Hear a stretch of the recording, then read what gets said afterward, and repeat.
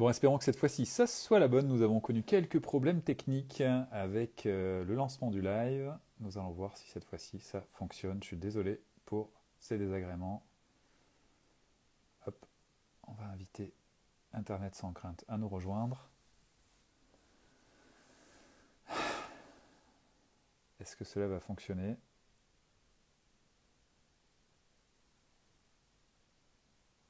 C'est la première fois que ce type de problème arrive.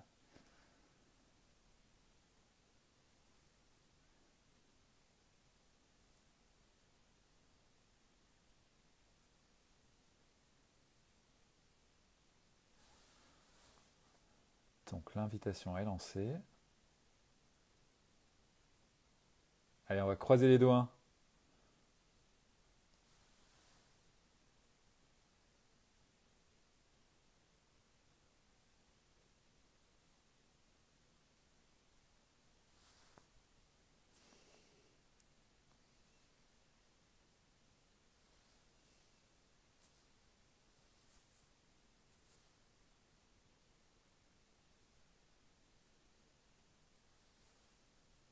Mais c'est quand même quelque chose d'incroyable, hein. C'est la première fois que ça arrive, je n'arrive pas à inviter la personne. Enfin, si la personne est invitée, mais ne peut pas se joindre à nous. Alors, voir la demande, voyons voir.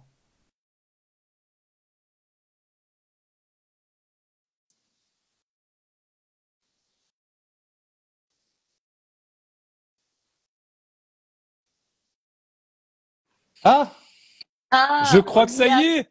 décidément, pour une soirée où on parle des écrans, les écrans nous posent des soucis. Beaucoup de crainte, hein, du coup, en début d'intervention. Bon, on Mais y est, en voilà, tout cas. on y est. Donc, merci à ceux qui ont été patients et qui Oui, nous rejoignent. merci à toi également. Alors, on ne saura pas vraiment ce qui s'est Non, passé, parce que là aussi, j'ai essayé encore de t'inviter, et du coup, ça avait pas l'air de fonctionner. je sais Donc, pas, les écrans, vous voulez nous maintenir loin des écrans ce soir. Il y a peut-être un message derrière ça, on va écoute, creuser. je sais pas. Moi, j'ai pas posté de vidéo qui critiquait Instagram ou Meta, donc je ne sais pas ce que ça, Je ce sais que pas ce que ça ça peut veut être. dire. En tout cas, merci à toi d'être là, et merci à toutes et D'accueillir. tous. Alors, on va poser les questions d'usage pour pas avoir de mauvaises surprises. Est-ce que vous nous entendez bien? Est-ce que vous nous voyez bien déjà? On va attendre les réponses et on va pouvoir commencer. C'était l'échauffement en fait, c'est Ouais, ça? c'est ça. On s'est Ouais, bien échauffé pendant une petite demi-heure. c'est sûr. Alors, visiblement, on nous Oui, entend. Axel dit oui avec beaucoup d'enthousiasme. Merci. Très bien, parfait. Allez, on va pouvoir commencer. Alors, on va parler des écrans et on va parler des adolescents. Et d'abord, merci Céline, je vais te laisser te présenter si tu veux bien. Eh ben, merci à toi pour cette invitation. Donc, moi, je suis Axel Dessin. Je dirige un programme qui s'appelle Internet sans crainte. Alors, c'est un programme de protection des mineurs en ligne. Alors, une fois qu'on a dit ça, on fait surtout des outils, en fait, et des outils gratuits. Et d'ailleurs, si je vous parle d'outils ce soir, voilà, je vous dis tout de suite, tout ce dont je vais vous parler est entièrement gratuit. Donc, on fait surtout des outils d'ailleurs pour les enseignants, pour leur permettre de sensibiliser les jeunes voilà, à toutes ces questions du numérique. Mais on fait aussi des outils pour les parents. Et on accompagne les parents dans leur parentalité numérique. Alors, quand on a dit ça, qu'est-ce que ça veut dire? Déjà, c'est bah, vous aider à comprendre les pratiques numériques de vos enfants, à repérer les enjeux de sensibilisation, c'est-à-dire sur quel point on a besoin d'accompagner et pourquoi, et essayer de vous donner des clés concrètes. Et c'est ce qu'on va essayer de faire ensemble ce soir. Exactement. Pourquoi sans crainte? Est-ce que- Sans crainte, alors, parce que justement, quand on adopte les bonnes pratiques, quand on accompagne, ben, le numérique, Internet, ça devrait être un espace où tout se passe bien, de découverte, de loisirs, de communication. Et effectivement, on ne devrait pas être inquiet. On ne devrait pas être inquiet de laisser nos enfants Oui, devant des écrans et nos enfants eux-mêmes ne devraient pas se retrouver en situation d'inquiétude. Donc ça, bien sûr, c'est dans un monde idéal. Donc on peut essayer de voir ensemble comment c'est possible. exactement. Alors, on va commencer par une première question. Alors, c'est une question déjà délicate, j'imagine. Les écrans à partir de quel âge? En tout cas pour nos adolescents. Alors pour nos adolescents, en fait, il n'y a pas d'âge. Alors, c'est pas que c'est une mauvaise question, c'est que il faut plutôt s'intéresser sur les usages. Il faut plutôt se dire, plutôt que pour quel âge, c'est plutôt pourquoi. Pourquoi faire? C'est-à-dire qu'aujourd'hui, c'est vrai que les écrans, c'est un refuge facile face à l'ennui. C'est-à-dire qu'on va tout de suite avoir du contenu disponible tout de suite, attractif, qui nous distrait, qui arrive Oui, qui arrive vers nous tout cuit en fait. On n'a même pas à réfléchir, le contenu s'enchaîne. Donc c'est vrai que c'est un peu la réponse facile à l'ennui. Donc c'est plus finalement contre ça qu'il faut lutter, apprendre aussi à qualifier nos usages, se dire pourquoi on a envie de se connecter, pourquoi faire. Et c'est plus dans cet angle-là qu'il faut aussi accompagner nos ados. d'accord. Nous, adultes, selon toi, est-ce que nous savons nous servir correctement des écrans? Déjà pour commencer. Alors, il n'y a pas qu'une manière de faire, Oui, mais on a finalement on est victime des mêmes choses. C'est-à-dire que les écrans et le contenu qu'il y a dans les écrans sont conçus pour nous rendre captifs. oui, Tout est fait pour qu'on y soit scotché, qu'on les consomme le plus longtemps possible.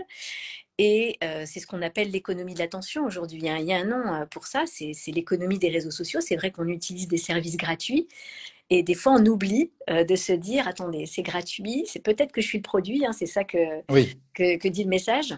tout à Et fait. donc, en échange, en échange, je donne mon attention. Donc, c'est déjà hyper difficile pour nous adultes de réguler ça, en fait. On a du mal aussi, nous, à se déconnecter. Donc, pour nos enfants, pour nos ados, en pleine construction, qui ont aussi plus de difficultés à gérer tout ça, c'est encore plus compliqué. C'est pour ça qu'ils ont besoin d'être aidés. Et ils le demandent d'ailleurs et qu'il faut pas se dire parce qu'ils sont adolescents, c'est fini, ils ont plus besoin de nous. Non, non, au Oui. contraire. Sur les écrans, ils ont vraiment besoin de nous. Alors, qu'est-ce qu'on fait justement pour répondre à cette question? Papa, maman, je voudrais avoir un portable, j'aimerais avoir un smartphone, enfin, peu importe, un autre écran, mais souvent c'est le smartphone. Qu'est-ce qu'on fait pour accompagner correctement notre adolescent? Est-ce qu'on va simplement commander cet accessoire et l'offrir? Ou est-ce qu'on va vraiment être dans un accompagnement dans l'utilisation de cet outil? Alors déjà, tout dépend effectivement de l'âge et du besoin. C'est vrai qu'il faut penser que plus on est jeune, plus la gestion aussi des émotions est difficile. Avoir un outil aussi attractif sur lequel on a accès à énorme, une énorme quantité de contenu, d'activités possibles, une fois qu'on a ça entre les mains, c'est très très difficile de pouvoir se réguler. Donc déjà, la bonne question à se poser, c'est pour quel besoin? Et offrir un téléphone, Oui. ce n'est qu'un outil. Il faut se rappeler ça, ce n'est qu'un outil. Hmm. On peut décider déjà qu'un téléphone, c'est connecté ou pas connecté. Un téléphone connecté, c'est la porte ouverte effectivement à tout le contenu d'Internet et certainement, s'il n'y a pas de protection, à des choses qui ne sont absolument pas adaptées à des enfants et Oui. à des adolescents.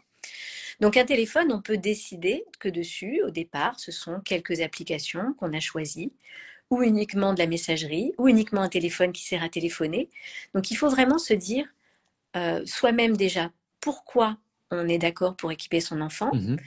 On a le droit de vouloir équiper pour se sécuriser, pour se dire qu'on va pouvoir joindre son adolescent à tout moment. Et c'est vrai que l'entrée en sixième, par exemple, hein, c'est le moment où on va plus aller accompagner son enfant à l'école. Il est un peu plus autonome dans ses déplacements.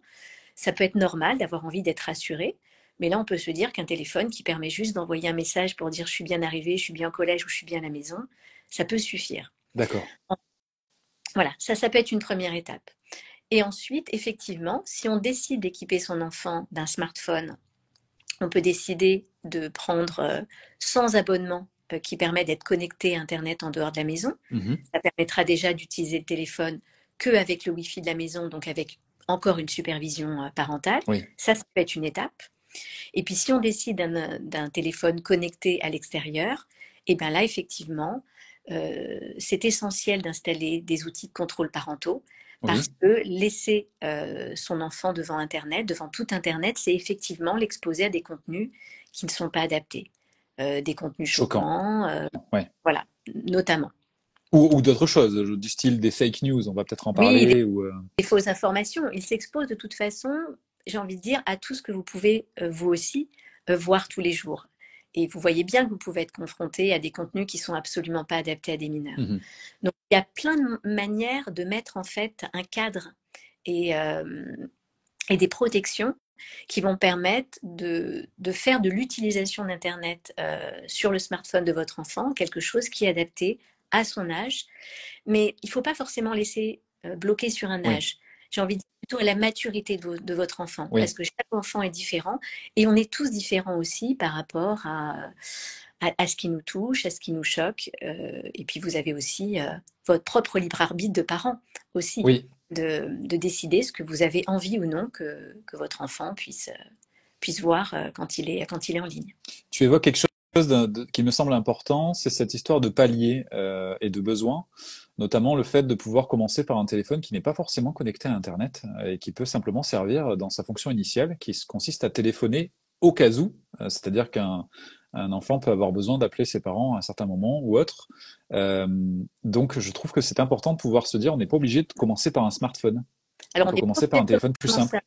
On n'est pas obligé de commencer par un smartphone. Après, on sait que dans les usages, très souvent, le premier téléphone va être un téléphone qui appartenait à un autre membre de la famille, un Oui. grand frère, grande sœur, un parent. Et c'est vrai que de plus en plus, nos téléphones sont un smartphone.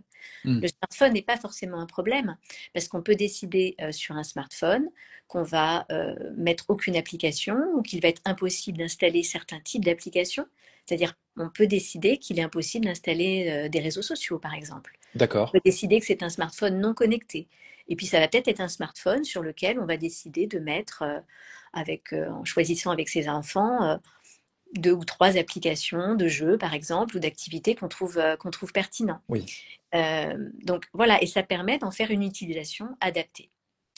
Quand tu dis réguler, enfin pouvoir limiter le nombre d'applications installées, le type d'application installée, ça passe par une application ou ça passe par quelque chose, enfin une structure native à chaque téléphone sur Android ou sur iOS. Alors déjà, Comment sur chaque téléphone, effectivement, il y a la possibilité de faire ça. C'est-à-dire que ce soit sur Android ou sur Apple, vous pouvez, dans les fonctionnalités, les paramétrages, décider de bloquer avec un mot de passe la possibilité pour l'enfant de télécharger des applications. Donc ça, voilà, c'est un outil que vous avez à votre disposition. Et puis, depuis maintenant presque un an, il y a l'obligation à tous les fournisseurs d'accès Oui. de mettre à disposition des outils de contrôle parentaux. C'est-à-dire que vous n'avez pas à aller chercher, c'est proposé sur votre téléphone ou votre opérateur mobile ou votre fournisseur d'accès Internet. Et ça peut proposer des fonctionnalités supplémentaires pour justement encadrer Hmm. l'utilisation des écrans de vos enfants. Et il ne faut pas se dire que ça ne concerne que les enfants. On a trop tendance à penser que le contrôle parental. Alors, je vous dis ça parce que nous, dans les classes, on a des fois des enfants de 10-11 ans qui nous disent ah non, mais le contrôle parental, c'est quand j'étais petit. Ouais. Et en fait, vous êtes encore petit pour avoir accès à tout Hmm. Internet avec un smartphone. Donc, c'est pas quelque chose pour les petits. C'est pas non plus un contrôle parental. Alors, c'est vrai qu'il porte très mal son nom en France, ce terme. C'est pas du tout pour contrôler ses enfants. Et c'est pas aussi un message qui dit à vos enfants que vous ne leur faites pas confiance. Le contrôle parental, c'est un outil qui va ensemble nous aider à t'accompagner dans ton autonomie en ligne. C'est ça le Hmm. message en fait. C'est ça. Donc du coup, c'est aussi un outil alors, c'est un outil aussi à intégrer dans les relations familiales au final. Et on va, comme tu disais, j'aime bien ce que tu viens de dire à propos du contrôle parental. Mais le problème, c'est que c'est souvent perçu comme ça, c'est-à-dire qu'en gros, on a l'impression de donner plus d'autonomie. En tout cas, l'enfant qui va recevoir le smartphone va se retrouver avec plus d'autonomie et une responsabilisation, entre guillemets, dans sa tête peut-être, et une liberté supplémentaire. Et d'un autre côté, on va avoir le fait de poser d'autres limites à l'intérieur du téléphone avec ce contrôle parental. Du coup, tu le présenterais comment, toi, ce système de contrôle parental, tu l'appellerais comment pour le présenter à un adolescent, un enfant Bah, du... effectivement, il vaut mieux ne pas utiliser ce terme de contrôle et Hmm. surtout en parler avec son enfant et même lui montrer les paramétrages qu'on va Lui faire ensemble. montrer, d'accord. Lui montrer, c'est-à-dire et mettre en place des paramétrages ensemble. S'il peut être intégré à la démarche, il la comprendra mieux. Et le message, c'est vraiment de lui dire, je suis d'accord, pour que tu aies cet équipement. Je suis d'accord pour que tu aies un smartphone, Mhm. mais en te donnant un smartphone connecté à Internet, ça t'expose à des dangers, à des contenus qui sont pas pour toi, qui peuvent te choquer, te mettre mal à l'aise. Et je veux te protéger de ça, parce que moi, je suis ton parent et je veux pas qu'il t'arrive du mal. Oui, Euh, donc, on va voir comment ensemble, tu peux utiliser cet outil, mais en te protégeant de ce qui peut être à risque. Et puis, parce qu'il y a des choses qui sont interdites. Les réseaux sociaux sont interdits avant 13 ans. En plus, il y a une nouvelle loi qui a été votée cet été qui a installé la majorité numérique à 15 ans. Donc, ça va mettre quelques temps encore pour s'appliquer concrètement dans les réseaux sociaux, mais bientôt, l'âge va se vérifier oui, et les parents devront donner leur accord parental jusqu'à 15 ans pour pouvoir s'inscrire sur un réseau social. d'accord. Donc là, vous avez, j'ai envie de dire, un appui juridique pour pouvoir dire, ben non, les réseaux sociaux avant 13 ans, tu ne peux pas, c'est trop jeune. Donc, mais il y a d'autres choses que tu peux faire Oui, et on va regarder ensemble. très bien. Alors, 13 ans, tu disais, jusqu'à présent, c'est la limite que se sont fixés les principaux réseaux sociaux. On peut parler donc de TikTok, on peut parler d'Instagram, on peut parler de Snapchat aussi, qui est considéré comme un réseau social. Facebook, c'est un peu moins, ils sont un peu moins On- concernés parce que c'est un peu et- old school. Donc, bien que Meta, ben, c'est Instagram et Facebook, hein, du coup. Donc, c'est bien 13 ans donc qui sont nécessaires. Mais quelles vérifications sont faites par rapport à ça? Est-ce que un adolescent qui va avoir son smartphone et qui va pas avoir de régulation ou de contrôle sur les applications, s'il installe son application TikTok et qu'il s'inscrit, on va lui demander quelque chose ou pas du Alors, tout? en fait, on va effectivement lui demander son âge, mais il suffit aujourd'hui simplement de mentir sur son âge, ce que connaît tout le monde. Pour s'inscrire sur un réseau social. Mais du coup, ça s'est banalisé et c'est contre ça qu'il faut aussi lutter. Il y a une étude qui est sortie hier qui révèle que 67% des 8-10 ans sont sur un réseau social. D'accord. Donc, on est vraiment bien en dessous de l'âge autorisé. Ah oui. Et effectivement, alors, ce qu'il faut dire, parce qu'on parle d'âge, mais je pense qu'il faut dire effectivement concrètement aussi aux parents pourquoi il y a cette limite d'âge. Et 13 ans, c'est encore jeune. C'est-à-dire qu'à partir du moment où on est sur un réseau social, on devient responsable de ce que l'on publie Mhm. et de ce que l'on partage. C'est une énorme responsabilité pour un enfant. C'est déjà une Mhm. responsabilité pour nous. Et on n'a pas du tout conscience que tout ce qu'on publie nous échappe. C'est-à-dire qu'à partir du moment où on publie un contenu, une image, on ne sait pas ce qu'il peut devenir. Les enfants n'ont pas conscience en fait du droit en ligne, qu'il y a des choses qu'on n'a pas le droit de dire et qui sont punies par la Oui. loi, qu'on ne peut pas insulter des gens, qu'on ne peut pas tenir des propos haineux. Alors en ce moment, ils y sont pas mal confrontés aux propos haineux, donc c'est difficile d'avoir des repères aussi sur ce qu'on peut Oui. dire ou non. Oui. Donc ces données accès, enfin, on a parlé tout à l'heure de cette économie de l'attention. Les réseaux sociaux se nourrissent de nos données personnelles. C'est leur fonds de commerce. Donc c'est aussi permettre à son enfant de donner des informations personnelles qui vont être utilisées à des fins commerciales qui nous échappent totalement. Donc là aussi, il y a des possibilités sur les réseaux sociaux de contrôler ça. Il y a des paramètres. Oui. Nous créé justement pour aider les parents l'an dernier. Enfin non, c'est cette année qu'on a fait ça. On a créé 10 guides sur les 10 principaux réseaux Mhm. sociaux utilisés par les jeunes, avec des conseils très concrets de paramétrage pour gérer leurs contacts, se protéger des contenus choquants, se protéger du cyberharcèlement. On peut filtrer plein de choses. Vous avez plein d'outils à disposition pour encadrer l'usage. Donc on Mais rappelle Internet sans crainte, hein, si vous oui, souhaitez avoir ces outils, Internet sans crainte. Donc pour retrouver tous ces outils gratuits et on remettra les liens ensuite en story à la fin de ce live ou demain.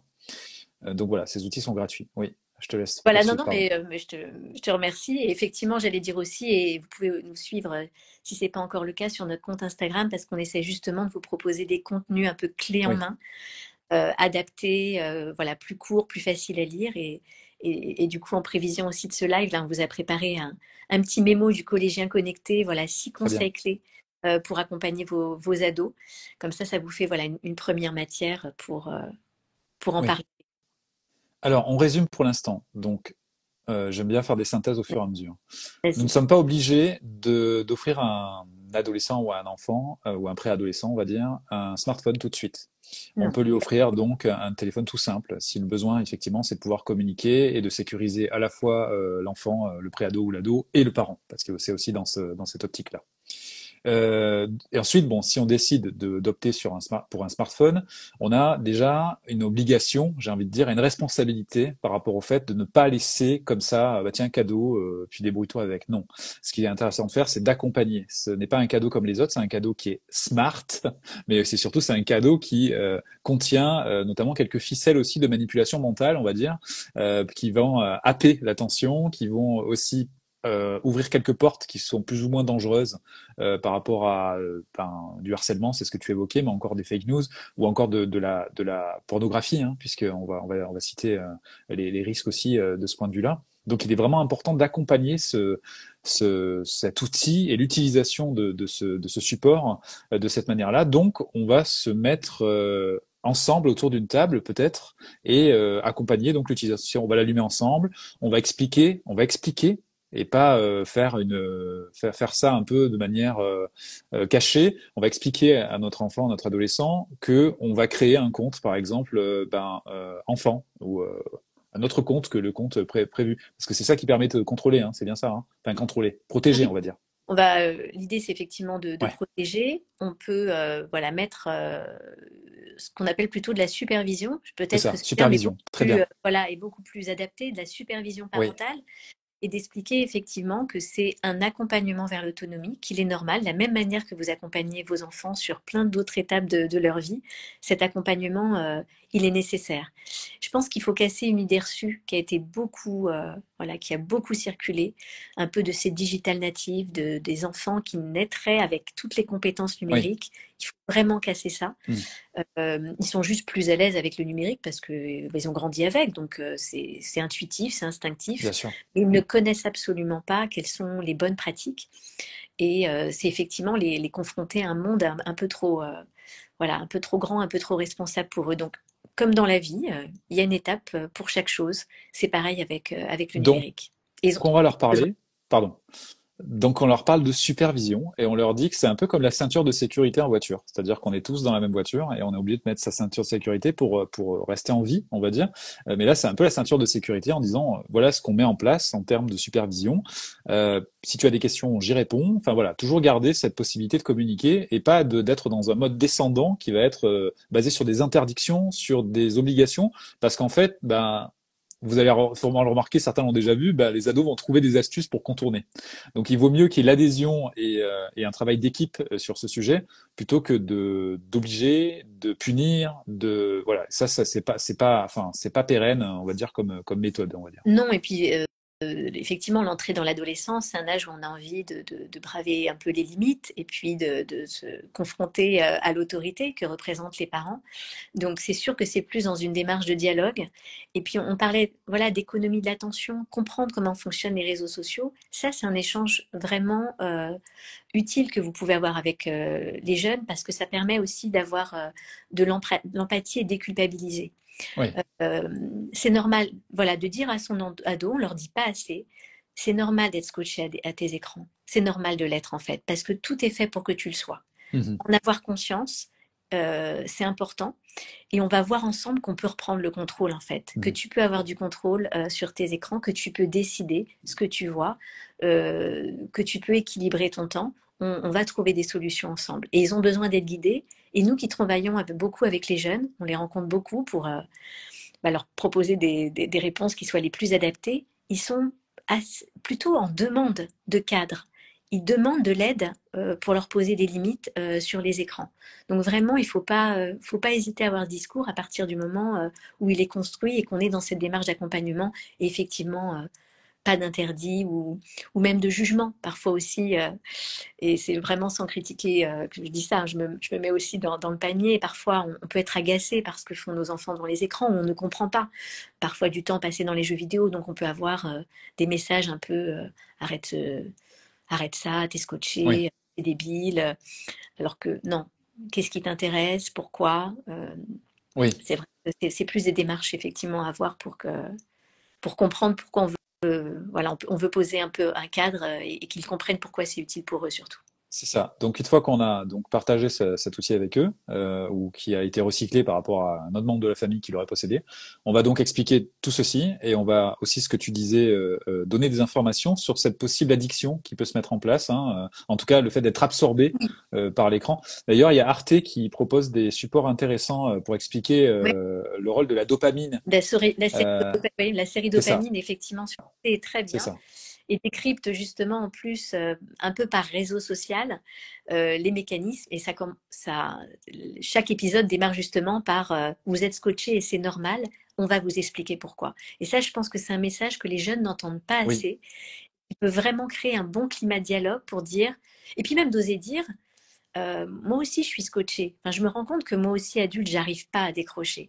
Ensemble, voilà, ensemble, on va voir hmm. comment on peut avoir une utilisation, j'ai envie de dire, éclairée et responsable de nos Et écrans. justement, du coup, on en vient aux règles, c'est-à-dire qu'une fois qu'on a partagé ceci, on va pouvoir établir un cadre et des règles en collaboration qui seront à respecter par les ados, mais aussi par les parents, parce qu'en fait, bah, on peut pas dire quelque chose qu'on ne fait pas. Donc forcément, à partir du moment où on va partir sur cette règle, elles seront applicables quasiment à tous, on va dire. Donc pas d'écran pendant les repas, ou encore, je ne sais pas, peut-être un jour off, justement un jour sans écran, ou pas d'écran 1 heure avant de se coucher. D'ailleurs, C'est c'est plutôt scientifiquement, une bonne recommandation pour c'est la ça. qualité du sommeil et la concentration. Et justement, c'est très bien que tu parles de ça, parce qu'on a créé un outil, nous, donc pareil, hein, tout ce que je vous dis est gratuit, une plateforme en ligne qui s'appelle faminum.com, Faminum pour famille numérique. Et justement, c'est un outil qui aide à mettre en place ces bonnes pratiques numériques à la maison, parce on préfère parler de bonnes pratiques que de règles. Oui. Et justement, toutes celles dont tu parles, elles sont proposées, mais l'idée, c'est que chaque famille est différente et qu'effectivement, en fonction des âges, les besoins sont différents.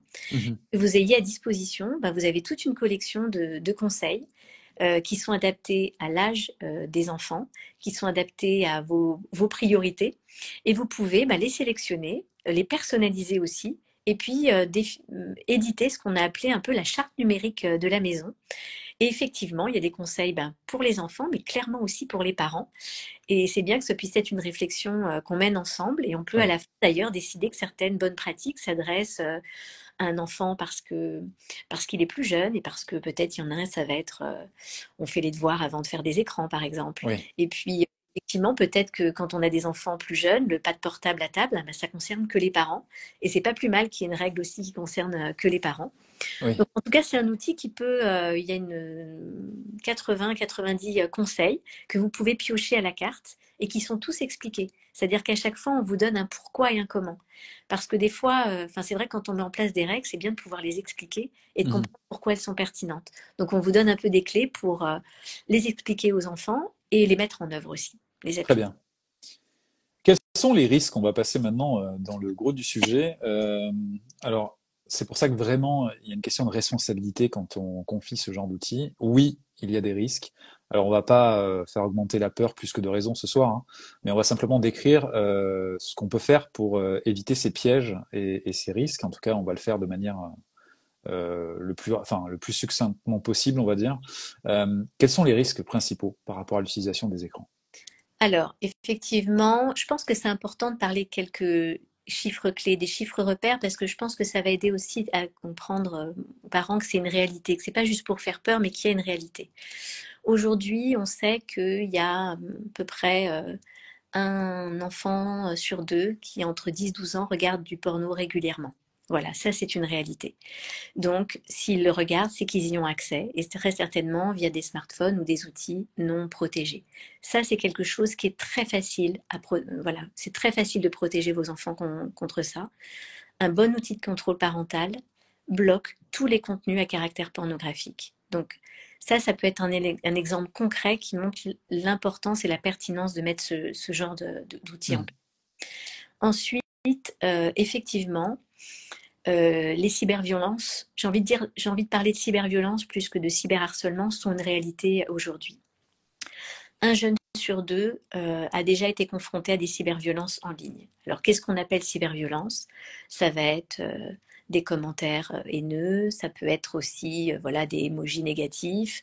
Malheureusement, les cyberviolences prennent des formes très variables et les jeunes ont bien compris le pouvoir de l'image. Donc prendre une photo d'un camarade, la détourner, s'en servir pour se moquer ou lui nuire, c'est des mécaniques qui sont très utilisées. Donc c'est vraiment important de parler de ça en amont, en fait, de dire à ses enfants qu'il y a une vraie personne derrière l'écran, qu'on se parle derrière un écran comme on se parle dans la vraie vie, que c'est interdit, que le cyberharcèlement c'est un délit, je veux dire un délit c'est quelque chose de grave, et que d'un côté c'est interdit d'agir de cette manière, et que si on reçoit ce genre de malveillance, ce n'est pas normal. De remettre des mots derrière ces actes, ça permet aussi à l'enfant derrière d'identifier que ce qui arrive n'est pas normal et peut-être d'oser en parler le plus vite possible. Parce qu'il faut se dire une chose, c'est que très certainement, vous, parents, vous serez la dernière personne à laquelle votre enfant va vouloir s'adresser si jamais il rencontre ce type de problème en ligne. D'abord parce qu'il va se sentir honteux, et puis parce que si ça arrive derrière les écrans, il va avoir trop peur que vous lui supprimiez ces écrans. Donc, vaut mieux en parler en amont. Et là aussi, sur les réseaux sociaux, il est possible de se protéger de ça. On peut activer, par exemple, des filtres de mots-clés qui empêchent d'être insultés, qui empêchent que certains mots puissent être prononcés dans des commentaires.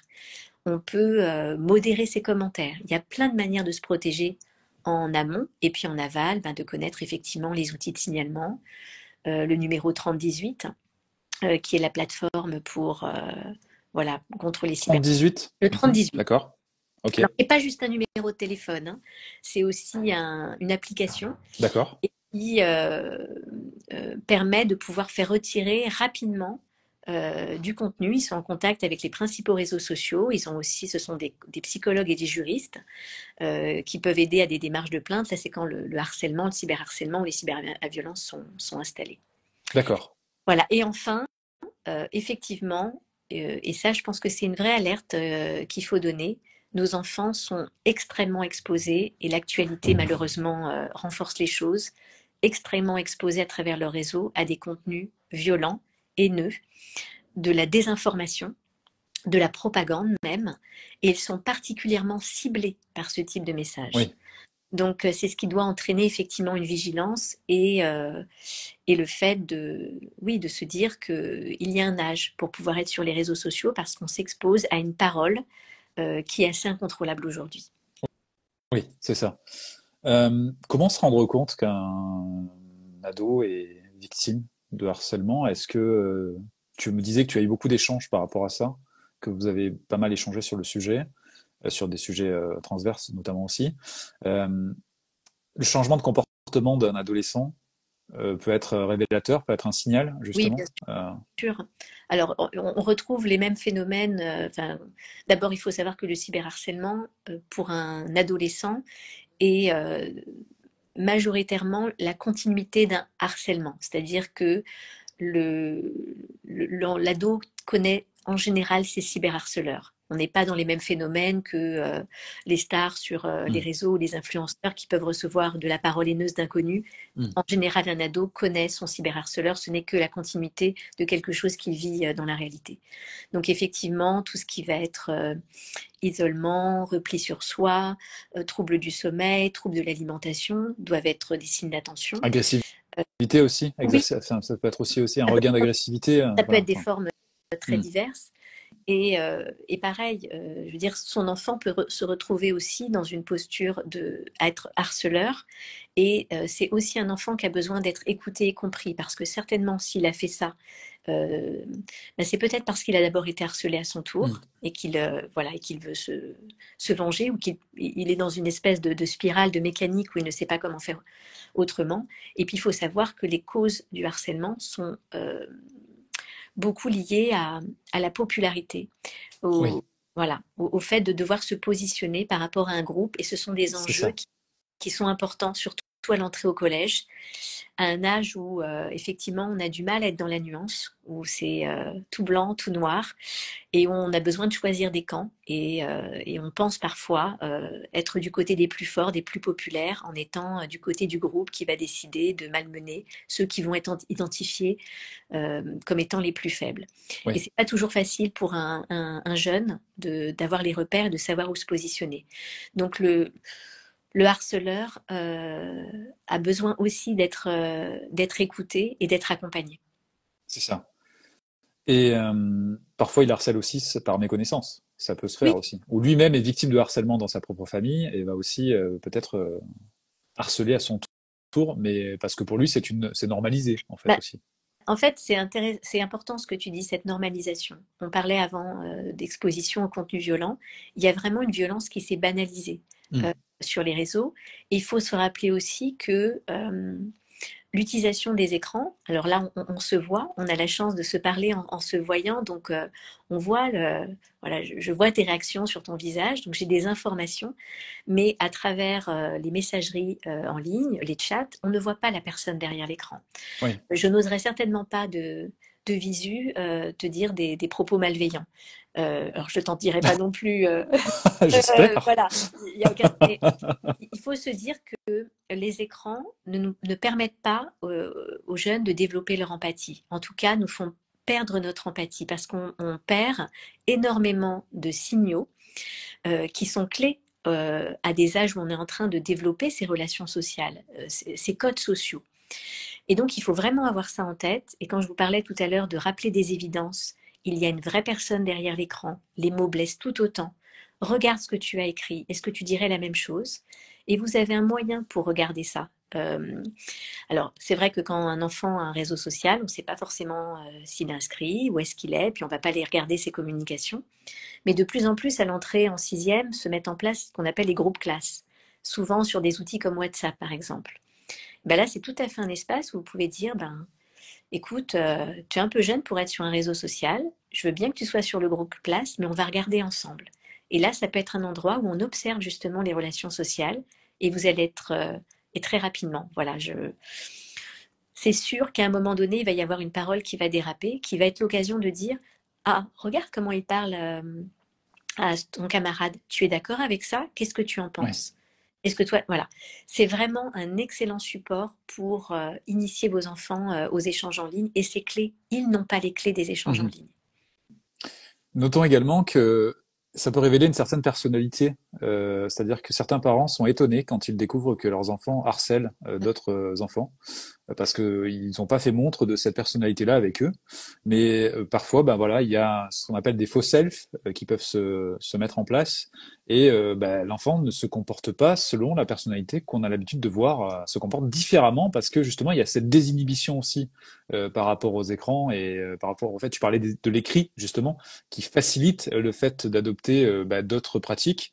Donc c'est aussi important et c'est valable pour tout le monde hein, d'ailleurs. Hein. Tout le monde a un comportement différent selon les contextes. Là, ce que tu disais, c'est très important. On a tous nos signaux justement de connexion qui sont là, donc ça nous permet d'ajuster. On voit les émotions, on voit aussi l'authenticité, la vérité, parce que c'est ça aussi. Et bien souvent, il y a beaucoup de mensonges euh, qui peuvent se mettre en place justement dans les réseaux sociaux, et ces mensonges-là peuvent donner lieu aussi à des choses beaucoup plus graves, on va dire quoi. Donc Oui, oui, tout à fait. Et effectivement, il y a une perte de repères aujourd'hui par rapport aussi à une violence banalisée qu'ils voient aussi de la part des adultes. Enfin, en plus, l'actualité nous montre bien qu'il y a une parole haineuse qui peut se répandre très rapidement.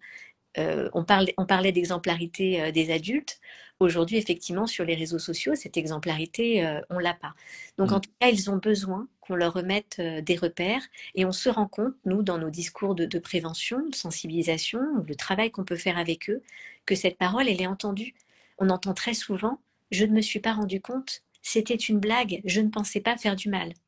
Alors après, il peut y avoir des comportements malveillants, mais qui vont être nourris ben, par de la jalousie, il y a aussi ben, les relations amoureuses qui se développent à l'entrée dans l'adolescence. Hein, il y a mm. plein de bouleversements aussi qui sont hormonaux, qui peuvent amener à développer aussi des comportements ou une mauvaise gestion de ses émotions qui peuvent aller vers des mauvais comportements, sauf que voilà, à l'échelle des réseaux sociaux, quand on s'attaque à quelqu'un, ça peut se répandre très vite. Bien sûr. Et surtout, c'est interdit. Et aujourd'hui, voilà, il y a une loi contre le cyberharcèlement, il y a une loi contre le harcèlement scolaire. Et si vous avez suivi l'actualité de la rentrée, c'est des phénomènes qu'on va plus laisser passer. Donc, Oui, c'est vrai que c'est assez désagréable de se retrouver convoqué au commissariat. Parce que ça, je crois que c'est aussi un message important à faire passer. Euh, la loi en ligne, en fait, elle est la même. Il faut arrêter de parler de vie numérique, en fait. C'est la même oui, vie, c'est les mêmes personnes. On est des gens, hein, derrière des écrans, et du coup, nos actes nous engagent. On est responsable de nos actes, et ce que l'on fait dans les écrans a une conséquence dans la vie réelle. Alors, sur les personnes, et puis sur nous-mêmes. Et oui, ça, c'est un message aussi qui est important de transmettre à nos ados, oui, et qui comprennent bien. tout à fait. Oui, parce qu'on peut avoir justement alors là où la frontière est particulière, c'est pour les jeux vidéo et notamment les jeux vidéo en ligne. Parce qu'en effet, on incarne un personnage qui est numérique, hein, enfin qui est voilà, qui est virtuel, et donc on peut aussi malheureusement se dire, bah non, il n'y a pas le même impact. On est en train de s'amuser. Non, en fait, les règles de bienséance et les règles justement relatives aux violences s'appliquent également là-dessus. Je pense notamment aux chats qu'il peut y avoir pendant les parties en ligne ou quoi que ce soit, qui peuvent être particulièrement violents, ou même des chats, alors qu'ils sont plus ou moins modérés, hein, par écrit, hein, disons. Mais c'est pareil, on peut être exposé, enfin, les ados peuvent être exposés à de la violence. Et là aussi, il peut y avoir une banalisation parce que, et je trouve qu'elle est encore plus pernicieuse dans le sens où on est dans un jeu, donc on aura tendance à avoir des charges de neurotransmetteurs divers et variés, on se sentira bien, on s'amusera, etc. Et d'un autre côté, il y aura plein de messages qui pourront être un peu de haine, justement, qui sera distillé. Et ça non plus, c'est pas... Ça peut aussi amener à une désensibilisation et malheureusement aussi à une intégration de ce type de comportement ensuite dans la vraie vie. Donc, Mais tu pointes quelque chose d'important. Effectivement, en plus aujourd'hui, les jeux en ligne s'accompagnent très souvent effectivement de fonctionnalités de chat pour commenter. Et d'ailleurs, il y a des outils un peu spécifiques. Je ne sais pas si les parents connaissent Discord, oui, Twitch, Steam, qui sont des, j'espère. voilà. Et sinon, c'est important de connaître ces espaces-là qui sont utilisés par vos enfants, qui soient joueurs ou qui aiment regarder d'ailleurs les autres jouer, parce que l'on peut être, voilà, c'est des pratiques aussi très Oui, pardon. courantes. Et Alors, on rappelle, Discord, c'est une messagerie, en fait, voilà. Et Twitch, c'est un endroit où bah, les ados peuvent soit streamer, donc soit jouer en ligne et filmer et partager ça avec leur communauté, ou alors assister, être simplement des viewers par rapport à du streaming d'autres, enfin des influenceurs ou d'autres personnes qui streament leur gaming, quoi, leur jeu. Et Ouais. effectivement, les chiffres nous révèlent que c'est sur ces plateformes, malheureusement, que se propage le plus de contenu haineux et de cyberviolence. Voilà, il faut le savoir. Alors, c'est pas du tout pour stigmatiser le jeu, mais comme tu l'as dit, alors quand on joue, je sais pas s'il y a des joueurs avec nous, on libère aussi des émotions. Jouer, c'est rencontrer aussi, c'est être confronté à la frustration quand on perd. Donc ça libère des émotions et, euh, et qui peuvent du coup s'exprimer à travers des paroles violentes et haineuses et qui peuvent être reçues très violemment de la part des personnes qui sont en face. Donc j'ai envie de dire, la mécanique de jeu peut exacerber des émotions violentes, même si c'est temporaire. Et il y a une autre réalité aussi, c'est l'espace où vos enfants peuvent être le plus exposés aussi à des échanges avec des inconnus. Ah Euh, oui. et je pense que c'est important aussi d'aborder ce point-là, parce que effectivement, ce sont des espaces où vont se partager, où se retrouvent des joueurs de tous âges, qui ne sont pas forcément connus de vos enfants. Et là aussi, c'est pas pour ajouter une couche d'angoisse, mais c'est une réalité. Il y a malheureusement des personnes malveillantes, des pédocriminels, qui savent très bien qu'ils vont trouver dans ces espaces-là des jeunes Oui. pour entrer en contact avec eux et qui profitent justement de moments de détente, de jeu, où l'esprit est concentré sur autre chose pour entamer un dialogue, créer un climat de confiance, pour pouvoir entrer ensuite en relation. Donc effectivement, il faut être vigilant et oser en parler à ses enfants. Alors justement, que faire? Est-ce que, et là je vais parler de point de vue purement organisationnel, admettons qu'on autorise et qu'on soit OK sur les règles pour le fait que les ados puissent jouer en ligne et notamment interagir par les chats, que ce soit sur Discord ou sur Twitch. comment contrôler ce qui s'est dit? Est-ce que on met, par exemple, la console ou le PC dans un endroit déjà commun, plutôt que de le mettre isolé dans la chambre de l'enfant ou de Alors, l'ado? de toute façon, c'est plutôt une bonne recommandation de ne pas avoir d'écran dans une chambre d'enfant, d'ado. Euh, Parce que ce sera beaucoup plus facile de se déconnecter. Finalement, laisser un écran dans une chambre, c'est aussi dire je suis OK pour que tu puisses être derrière un écran Hmm. toute heure. Donc ça peut être une bonne démarche. Après, effectivement, plus l'enfant grandit, plus on se dit aussi qu'il peut avoir ses espaces à lui. Et puis parce que ça peut être bruyant, on n'a pas forcément, ou, voilà, où ce sont des images ou nous de jeux auxquels on n'a pas forcément envie d'être confronté dans le salon. Donc, voilà, il y a cette possibilité-là. Après, il y a la possibilité, même si on laisse son ado jouer et, euh, et échanger aussi en ligne, d'avoir quand même une sorte de contrôle sur les personnes avec lesquelles il va échanger. C'est-à-dire qu'on peut paramétrer de façon à ce qu'il ne puisse discuter qu'avec des personnes identifiées, c'est-à-dire des contacts qu'il connaît et qu'il a décidé d'accepter. Donc ça peut être D'accord. une première, ça peut être une première barrière. Et vraiment le mieux, c'est d'être dans la prévention, c'est-à-dire de lui dire, il peut y avoir des contenus violents, il faut que tu connaisses dans ton espace de jeu où sont les boutons de signalement. On n'en a pas parlé sur les réseaux sociaux tout à l'heure. Oui, oui, Tous les réseaux sociaux et toutes les plateformes de jeu. Et en plus, elle milite beaucoup pour que les espaces de jeu soient des espaces safe, où c'est agréable de oui, jouer, où on ne se fait pas agresser. Elle milite beaucoup pour ça. Donc, il y a énormément de modérateurs aussi, de plus en plus, qui viennent justement faire de la régulation, bannir voilà, ceux qui ont des mauvais comportements. Donc, c'est important que surtout vos enfants sachent quoi faire, en fait, et les bons réflexes, c'est-à-dire s'autorisent à bloquer les personnes qui leur parlent mal, à faire oui. du signalement, c'est important, l'éducation au signalement.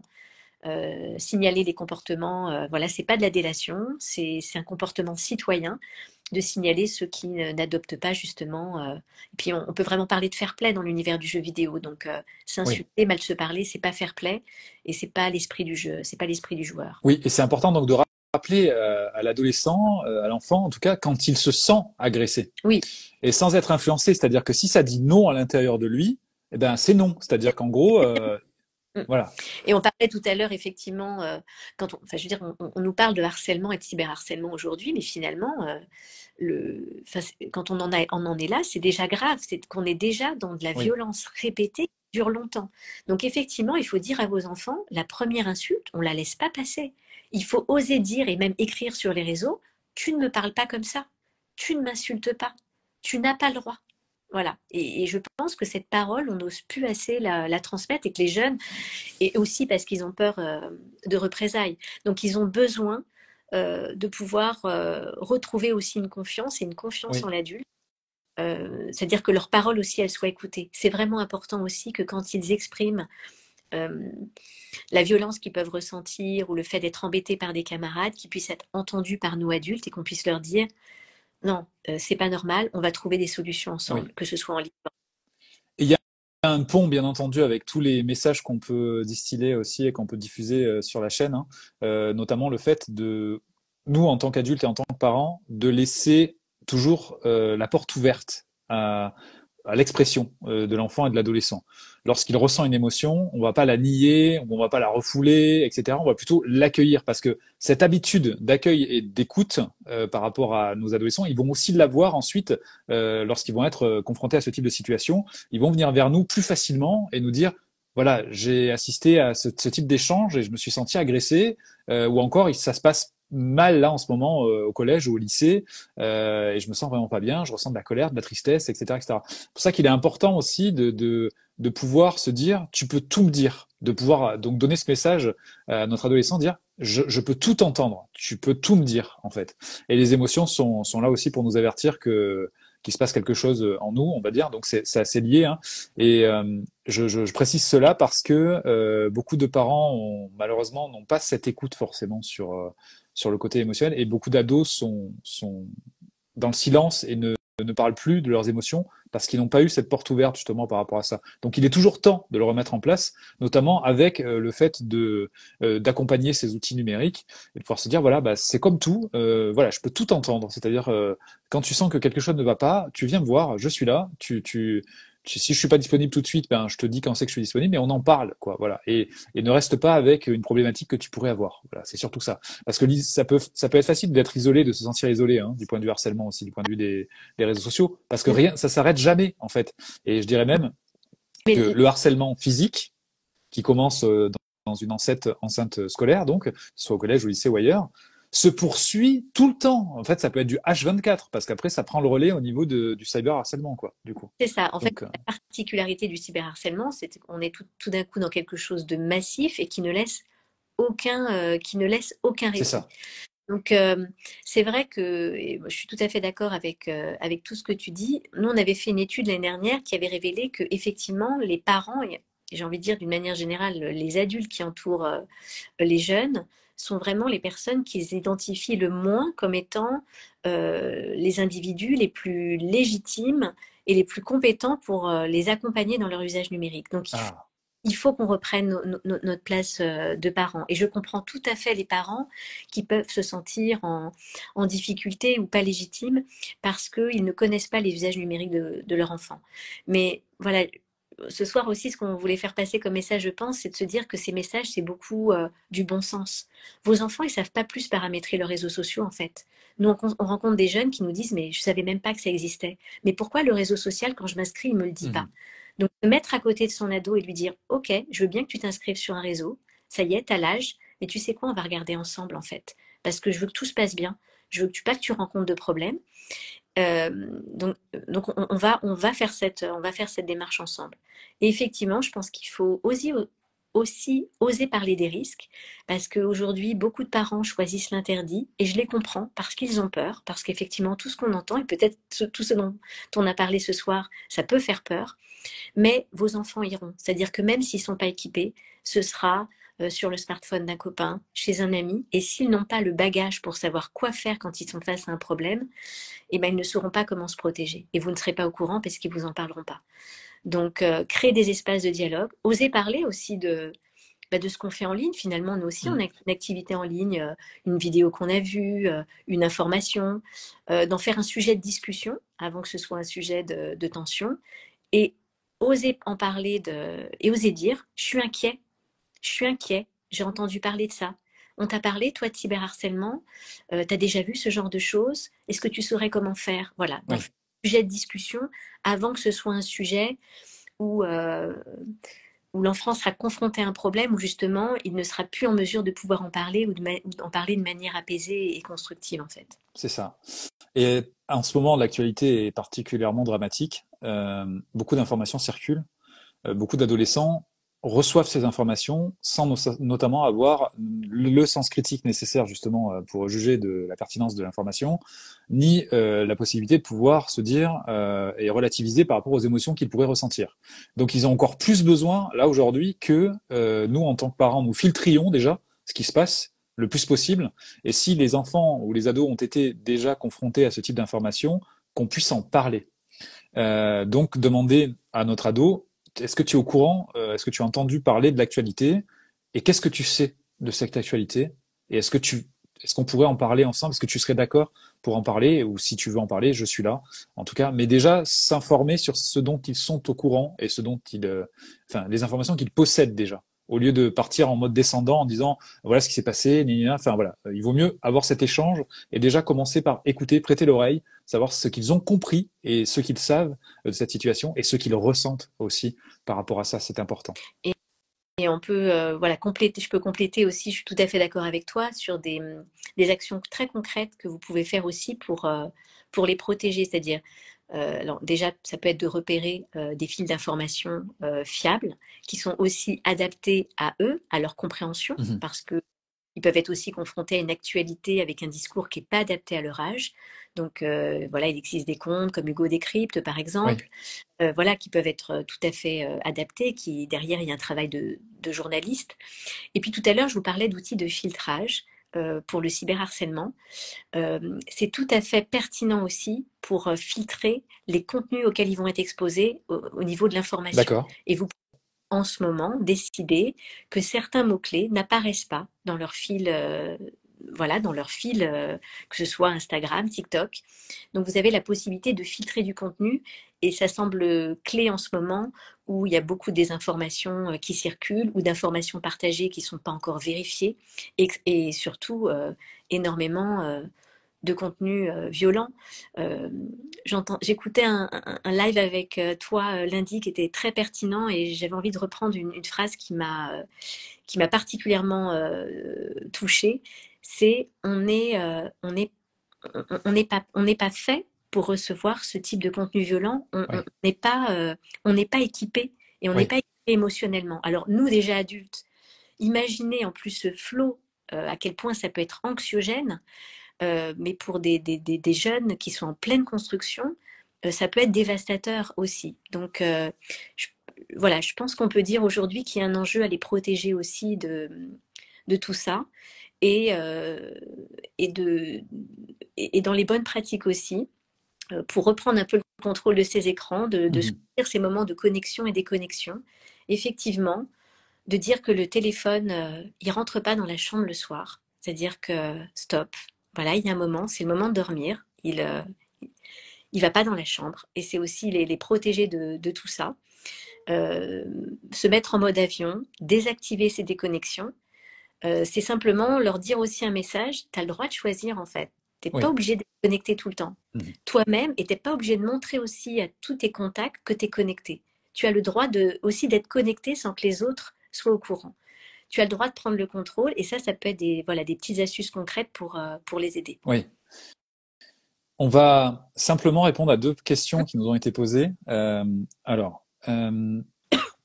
Bonjour, nous n'arrivons pas à lui faire comprendre qu'il passe tout son temps sur TikTok. Alors, bon, c'est assez radical hein, comme question. Alors, tout son temps, j'imagine que, bon, j'espère en tout cas que c'est une exagération, qu'il dort quand même parfois.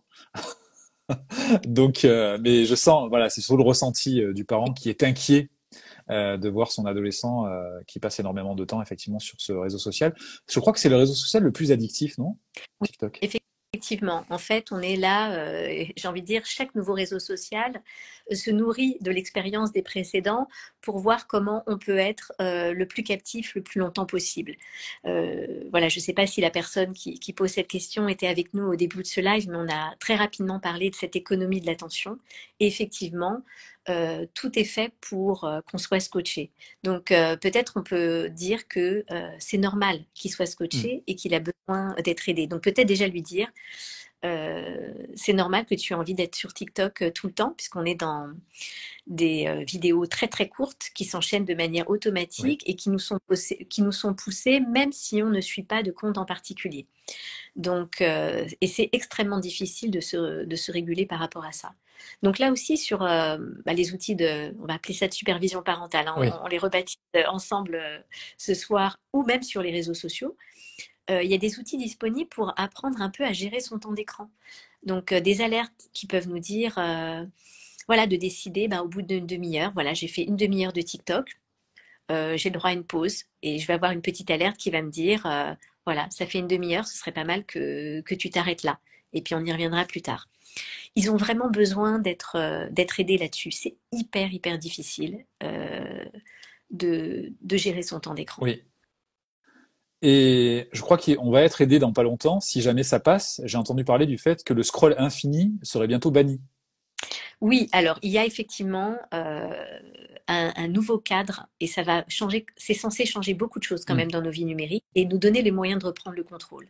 Il y a un grand règlement européen qui a commencé à passer cet été, qui s'appelle le DSA, vous en avez peut-être entendu parler, on vous fait un peu de décryptage sur notre compte si vous voulez mieux comprendre, mais en fait c'est une loi qui va s'appliquer au niveau de toute l'Europe, dans tous les pays, et qui effectivement donne plein de nouvelles obligations à ces grandes plateformes que sont les réseaux sociaux.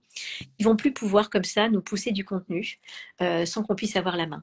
Donc effectivement, il y a ce type de mesures. Il y a le fait aussi qu'on puisse avoir accès à, j'ai envie de dire, un algorithme des réseaux sociaux qu'on aura entièrement contrôlé, qui ne Oh, s'appuiera pas sur...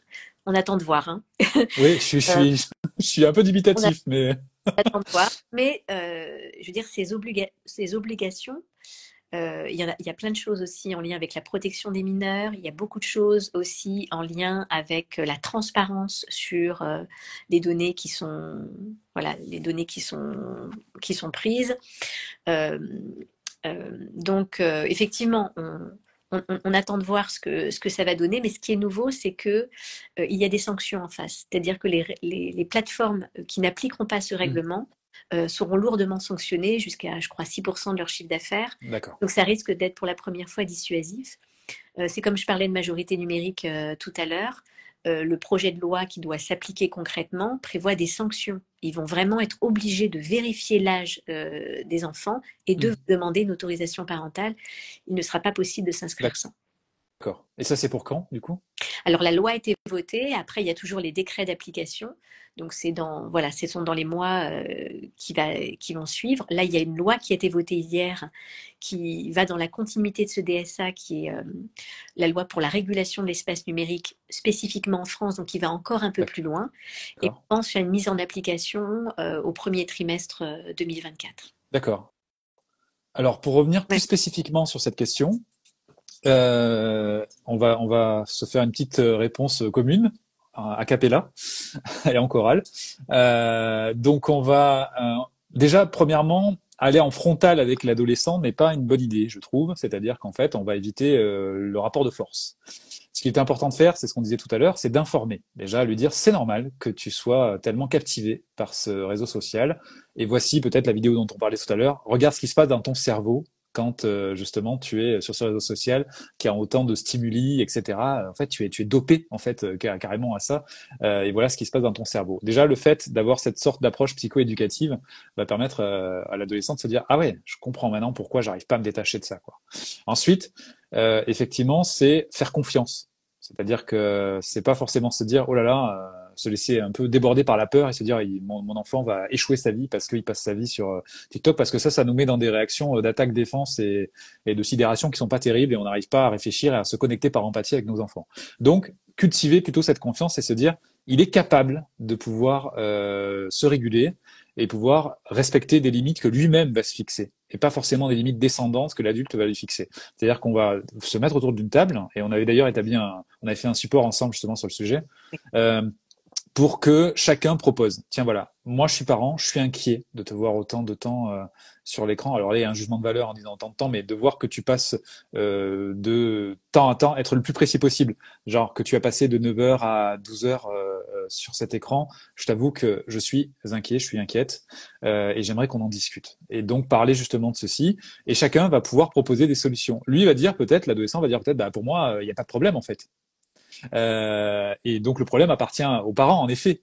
Mais lorsqu'on va lui décrire ce qui se passe au niveau de son cerveau, etc., il va peut-être commencer à comprendre d'où peut venir le problème, et peut-être qu'il y aura des conséquences naturelles, c'est-à-dire que il aura peut-être du travail à faire qu'il n'aura pas fait parce qu'il aura été complètement absorbé par ses écrans. Donc il va quand même subir les conséquences de son utilisation effrénée des écrans. Donc rien que ça, rien que les conséquences naturelles risquent de le faire réfléchir. Et ça, on peut, alors sans vouloir l'acculer et lui dire, voilà, tu vois ce qui s'est passé, t'as pas fini tes devoirs parce que tu as passé autant de temps. Non, on va plutôt lui dire, effectivement, tu vois, peut-être que tu aurais eu envie de faire autre chose, mais tu as tellement été captivé, absorbé que tu n'as pas pu le faire. Qu'est-ce qu'on pourrait faire pour changer ça? Et donc passer petit à petit à un contrat. Moi, j'aime bien l'idée de contrat. Le fait de signer un contrat avec l'adolescent qui permet de se responsabiliser un peu quand on signe un contrat, qu'on achète un truc ou quelque chose, et fixer des règles sur ce contrat et dire, voilà, on s'engage tous les deux à ne pas prendre les écrans de telle heure à telle heure, ou encore ménager des pauses toutes les 30 minutes, et pourquoi pas mettre un chrono justement, hein, toutes les 30 minutes ça sonne, et puis hop, je fais une pause, je vais me dégourdir les jambes, je vais respirer, je vais faire autre chose, et aussi prévoir, ça aussi c'est important, quelles sont les activités qui pourraient répondre au même plaisir que je peux ressentir au niveau des écrans. Parce que le problème de l'utilisation effrénée des écrans fait que, et notamment à l'adolescence avec l'élagage synaptique, c'est qu'il y a une sorte de concentration sur les mêmes actions. Et donc, on va arrêter de faire tout ce qu'on faisait et on va se concentrer sur certaines choses seulement. Donc, c'est bien de pouvoir continuer à pouvoir diversifier, de se dire, tu te souviens, auparavant, t'aimais bien aller faire du cross ou quoi que ce soit, ou encore t'aimais bien jouer de la guitare ou ce genre de choses. Et là, peut-être ça te manque pas, ou alors on peut comme ça évoquer des pistes justement de ce qui pourrait procurer du plaisir par rapport à l'utilisation de ces écrans. Et l'ado peut se reconnecter à ça, justement, et se dire, ah ben oui, en effet, je fais plus que ça. Et ouais, ça me manque un peu de jouer du piano, de la guitare, ou d'aller voir mes potes, ou quoi que ce soit. Et donc, on peut comme ça les orienter sur ce qu'ils peuvent effectivement euh, faire en même temps. C'est-à-dire que l'idée, c'est de pouvoir se dire, j'ai des écrans, ce sont mes outils, je maîtrise ces outils, et d'un autre côté, je peux continuer ma vie. C'est le et qui est important. C'est les deux réalités qui sont là. Donc, je suis responsable d'un côté et je suis responsable de l'autre, et je ne subis pas finalement les outils que sont ici. C'est important de pouvoir dire, voilà le pouvoir que tu as sur cet outil, voilà le pouvoir que tu as aussi sur ta vie de manière générale, en fait. Oui, bah, tout à fait d'accord, parce que l'enjeu, c'est vraiment un équilibre. C'est effectivement pas la bonne réponse de dire il faut les supprimer, ces écrans. Mais effectivement, de questionner aussi. Qu'est-ce que t'aimes? Pourquoi tu aimes passer du temps sur TikTok? Qu'est-ce que tu y vois qui t'intéresse? Qu'est-ce qui te plaît? D'abord, ça favorisera le dialogue, mais, mais aussi d'avoir conscience que c'est très difficile de réguler son temps. Mm. Euh, il y a besoin d'être aidé. Donc voilà, on a expliqué pourquoi. Leur dire pourquoi, ça va effectivement les éclairer sur... parce qu'ils se questionnent aussi, hein, pourquoi ils sont scotchés. Puis parfois, ils sont critiques, ils disent, mais attendez, on nous dit qu'on est tout le temps scotché aux écrans, mais vous aussi les parents, et puis tout est fait pour qu'on le soit. Alors c'est quand même pas juste que ce soit qu'on nous dise à nous que c'est pas bien, alors que finalement tout est fait pour qu'on le soit et qu'on en est tous un peu victimes. Donc avoir conscience de ça, effectivement, ce sont les bonnes bases après pour pouvoir se dire, ok, ensemble, comment on peut voir pour... moi, je veux bien que tu sois sur TikTok, en fait, si c'est ça qui te plaît. Mais voilà, je trouve que ce serait bien aussi qu'il y ait de la place pour d'autres choses, parce que c'est bon pour ton équilibre. Euh, voilà, c'est cette équation-là qu'il faut arriver à résoudre. Est-ce que tu aimes bien faire des lives? Est-ce que j'aime bien faire des lives?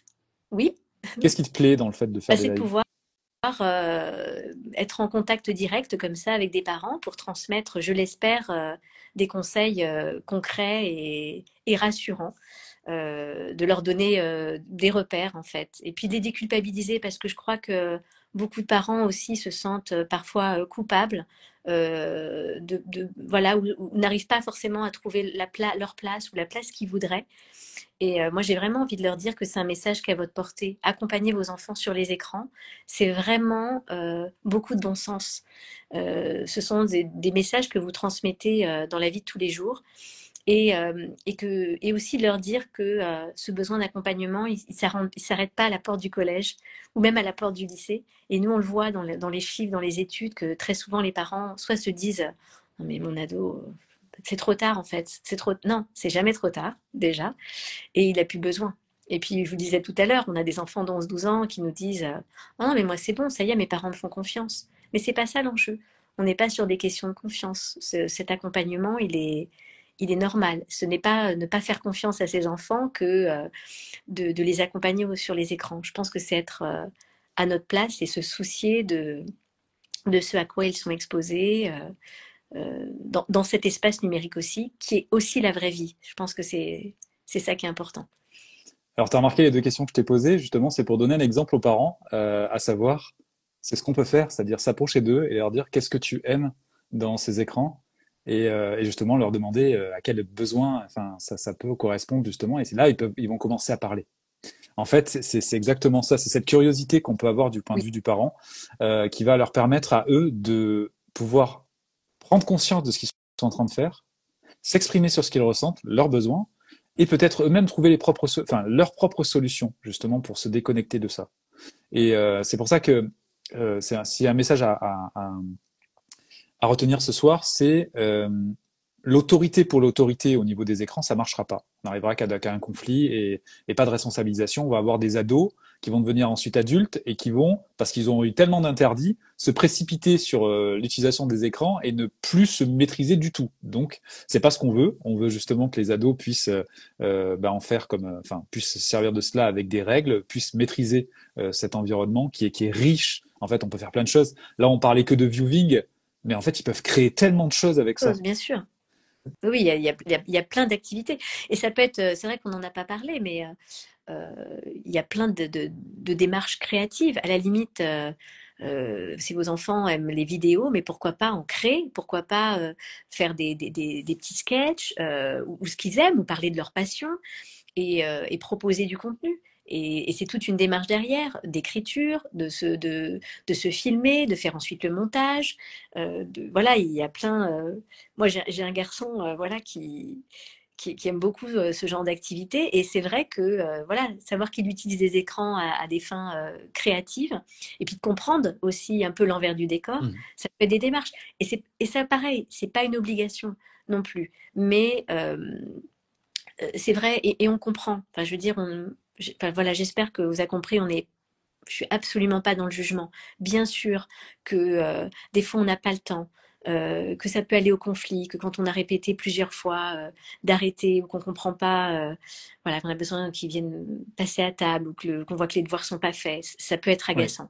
Mais c'est vrai que aujourd'hui, on voit que les écrans, c'est quand même beaucoup un sujet de tension ou voilà, on prive d'écran beaucoup aussi parce que c'est une sanction qui se met beaucoup en place et effectivement qui n'est pas propice en tout cas.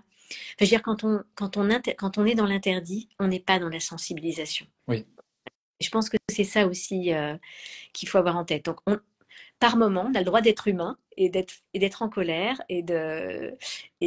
mais si on arrive à renouer en tout cas ce dialogue, d'en faire un sujet de discussion, on pourra transmettre euh, des bonnes pratiques, des bons réflexes, des alertes oui, sur des risques. Et surtout, ce qu'on a envie, c'est que nos enfants, quand ils seront confrontés à des problèmes, ils sachent exactement quoi faire. Et qu'on puisse aussi être identifiés comme adultes, comme la personne à qui ils vont se oui. confier. Et aujourd'hui, voilà, ce lien est un peu rompu et il est clé de le retrouver pour leur protection, puis j'ai envie de dire pour un climat familial sympa aussi. Bien sûr. Donc, laisser la communication ouverte, pas rentrer dans un rapport de force qui va fermer justement cette communication, qui nous permettra peut-être d'être alertés par eux, justement, qui vont nous dire j'ai un problème. Mais aussi, il y a autre chose, une autre motivation qui est à prendre en compte. Il y a un jeu que j'aime bien, c'est le bienveilleur. Enfin, c'est une sorte de jeu qui se peut se pratiquer à l'école. C'est justement, on prend soin des autres.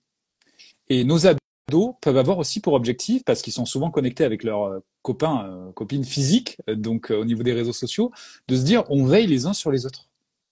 Ah oui, puis ils ont le pouvoir de le faire. C'est effectivement, je, je, je soutiens cette initiative de favoriser la bienveillance, C'est effectivement. ça, bienveillance mutuelle et le fait, pourquoi pas, de désigner, bah tiens, cette semaine, je vais veiller sur telle personne au hasard, tu vois, enfin dans le groupe, on tire ça au sort chaque semaine et effectivement, bah, dès que la personne est un peu mise en difficulté ou quoi que ce soit, bah hop, on va venir prêter assistance, soutenir, etc. Ça donne, en fait, ça permet aux adolescents d'avoir une mission supplémentaire et d'activer cette empathie justement qui va leur permettre eux aussi de pouvoir s'exprimer sur ce qu'ils ressentent. Prendre soin des autres, déjà, ça va les nourrir et ça va leur faire du bien. Ça rend heureux, en fait, hein, l'altruisme. Et ça va aussi leur permettre de prendre la parole et de conscientiser un peu ce qu'ils peuvent aussi ressentir. Donc, c'est bien de pouvoir se dire, OK, il y a des liens. Il y a des liens physiques avec des gens que tu connais. Et tu peux aussi faire que ce soit des liens très humains, finalement. Et qui vont peut-être donner lieu à des rencontres. Justement, on va faire un match de foot, un match de basket après, une fois qu'on a fini de communiquer sur telle chose, etc., etc. Donc je trouve c'est vraiment très riche en fait tout ce qu'on peut faire par rapport à ces réseaux sociaux. Il y a des dangers, certes, mais comme dans la vie, au final, hein, Exactement les mots. comme tu disais tout à l'heure, et le fait de sensibiliser, de pouvoir justement être informé de ces dangers, c'est une chose. Il ne faut pas être obnubilé non plus par ces dangers parce que c'est aussi le meilleur moyen pour s'y précipiter, hein. On va surtout se dire comment je peux rester en sécurité plutôt que de se dire je vais éviter les dangers. Donc je connais ces dangers, mais comment rester en sécurité? Et comment rester en sécurité tout en étant connecté à un réseau de confiance? C'est un peu ce que je voulais dire aussi. Se dire, tu vois, tu parlais tout à l'heure du fait que les ados hésitaient à se confier à leurs parents parfois parce qu'ils sentaient pas la bonne écoute ou quoi que ce soit. Ben, je dirais que ce réseau de confiance, il est à mettre en place et peut-être demander à un adolescent à qui on va confier son téléphone. Pour toi, ça serait quoi ton réseau de confiance? C'est-à-dire, s'il y a un souci par rapport à ce téléphone, à qui tu voudrais te confier? Et ça vaudrait le coup de l'écrire, ce genre de choses, et de se dire, voilà le réseau de confiance par rapport à ça. C'est effectivement une excellente idée. Et je pense qu'il faut aussi avoir en tête pour les parents que ces réseaux, en fait, tout ce à quoi ils ont accès à travers ces outils numériques, c'est une sorte d'accélérateur. C'est-à-dire que des enfants vont se retrouver confrontés à des contenus auxquels nous repensons à notre enfance, en fait. Il y avait des étapes. Alors évidemment, on pouvait trouver des contenus pornographiques, mais enfin, c'était quand même compliqué. D'abord, c'était plutôt du contenu érotique sur des magazines. Et alors, comment on y avait accès? Parce qu'il y en avait un qui arrivait à en récupérer un. Mm. Mais là, aujourd'hui, on ouvre son écran et c'est immédiat. Donc, il y a effectivement une étape un peu pour chaque chose dans la vie. Et aujourd'hui, les confronter très rapidement à ces contenus, ça fait des accélérateurs auxquels ils sont émotionnellement pas préparés. Et vous non plus, parce que peut-être derrière cette petite fenêtre-là, on n'a pas en tête tout ce qu'il y a derrière, parce qu'on a ses propres usages à nous. Et si on ne va pas regarder certains contenus, ben, on pense que ces contenus n'existent pas. Sauf que ben, il y a tout en fait. Il y a tout derrière. Donc se rappeler qu'il y a un âge pour chaque chose et que de la même manière que dans la vie de tous les jours, vous n'avez pas le même discours à votre enfant quand il a 6 ans, 10 ans ou 12 ans. On peut penser aux premières sorties. La première fois que son enfant va sortir dehors tout seul, Oui, peut-être pour aller chez un voilà, ou faire une course ou aller chez un camarade. On va lui donner des conseils bien précis. Sur le code de la route, de ne pas parler à des inconnus. On va peut-être avoir fait le mm, chemin avant avec lui. Mais donc on va avoir un discours bien adapté à cet âge-là. Et puis, pour autant, quand son ado va faire sa première soirée, à mon avis, on ne va pas rien lui dire. On ne va pas se dire, bah, c'est bon, c'est un adolescent, j'ai plus rien à lui dire. mm. On ne va pas lui dire la même chose que quand il avait 6 ans ou 8 ans et qu'il est sorti la première fois. On va avoir en tête d'autres risques, d'autres choses qui nous semblent importantes de lui communiquer, et puis avec une parole différente. Mais il faut avoir les mêmes réflexes avec le numérique. À chaque âge, il y a un discours et un besoin d'accompagnement. Oui, Voilà. Et c'est cet ça. accélérateur, il est un peu trop fort pour eux. Voilà. Mhm, tout à fait. Eh bien, merci beaucoup. Alors, je rappelle, Internet sans crainte, c'est un site qui propose des outils gratuits, qui propose aussi beaucoup de contenu régulier, hein, que ce soit sur Instagram ou sur Facebook ou ailleurs. Vraiment, on a un compte, pardon, hein, je te coupe, mais c'est vrai qu'on a un compte Instagram. Alors, on est présent sur plein de réseaux sociaux, mais notre compte Instagram, il est vraiment dédié à vous, les parents. On essaye à la fois voilà, de décrypter les usages, de vous donner des conseils concrets, voilà, de vous apporter des informations utiles, prêtes à l'emploi. Donc ça peut être aussi un bon espace pour s'informer. Effectivement, sur notre site internet Sans Crainte, on a des guides, on a des vidéos, on a d'autres outils pour vous. Je parlais tout à l'heure, c'est vraiment à connaître. On vous a créé 10 guides sur les 10 principaux réseaux sociaux de vos enfants. Et tout à l'heure, je vous parlais de Discord ou Mm. Twitch, vous pourrez aller voir avec des conseils concrets pour gérer son temps d'écran, gérer les contacts, se protéger du cyberharcèlement, de la désinformation. Et vous verrez qu'en 1 minute, voilà, c'est pas du temps et c'est pas compliqué. En 1 minute, 2 minutes, vous pouvez paramétrer et vous assurer derrière que vos enfants sur les réseaux, puisqu'on parlait des ados ce soir, vont avoir un espace qui est voilà, protégé, sécurisé pour pouvoir utiliser que le bon côté de ces réseaux finalement. Une idée me vient, et tu vas me dire si tu adhères ou pas. Si on organisait des rendez-vous réguliers justement autour de ce sujet, qui est un sujet central hein, dans la vie de beaucoup de personnes, que ce soit à destination des parents et même des ados.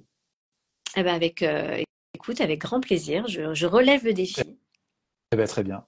Alors l'idée, ça serait effectivement pour répondre aux questions des parents qui sont parfois déconnectés hein, des écrans, donc répondre aux questions basiques ou d'autres questions. On pourrait même d'ailleurs faire intervenir des psychologues aussi avec nous, du coup. Et d'un autre côté, ça serait aussi s'adresser directement aux adolescents qui souhaitent avoir des informations. Et ça, on pourrait le faire donc sur Instagram, mais ça serait plus préférable. Alors je sais pas si tu es présente sur TikTok également Non, ou mais pas? s'il faut l'être pour être. Non, Eh pas. bien, Nous, pas encore, parce que c'est vrai qu'on notre démarche, alors même si on travaille beaucoup avec les ados sur Oui, le terrain, justement être à leur écoute, notre démarche, elle est plutôt de s'adresser justement à l'adulte qui est à côté de l'enfant, de l'ado, voilà, pour l'outiller, pour l'accompagner. Donc on a moins cette démarche, puis aussi parce qu'on est une petite équipe et effectivement, chaque réseau demande pas mal de travail et travailler des formats bien spécifiques. sûr. Dès qu'on grossit, on pourra être présent sur TikTok aussi et ce serait clé, Eh ben, effectivement. surtout que bon, il y a beaucoup de parents qui regardent mes vidéos avec leurs enfants donc avec les ados aussi du coup et ils échangent et sur TikTok bon moi je suis présent également sur TikTok et il y a beaucoup d'interactions et notamment des ados qui viennent aussi poser des questions quand je poste des vidéos autour de l'adolescence donc ils viennent poser des questions à se dire voilà j'ai pas d'estime personnelle comment je peux faire ou des questions diverses donc c'est intéressant de pouvoir s'adresser directement aussi et ça reste comme ça permet de faire des îlots safe. Tu vois, on sait que c'est un peu la jungle parfois concernant le contenu sur TikTok, préférentiellement. Je trouve qu'il n'y a pas énormément de modération, malheureusement. Et il y a des tendances qui peuvent être là. Il y a la virgule là que j'ai vue là en termes Oui, de tendance sur TikTok qui est absolument dangereuse. Euh, pour les cervicales, c'est un. Je sais pas si vous ouais, parlez de ça, les parents, c'est effectivement.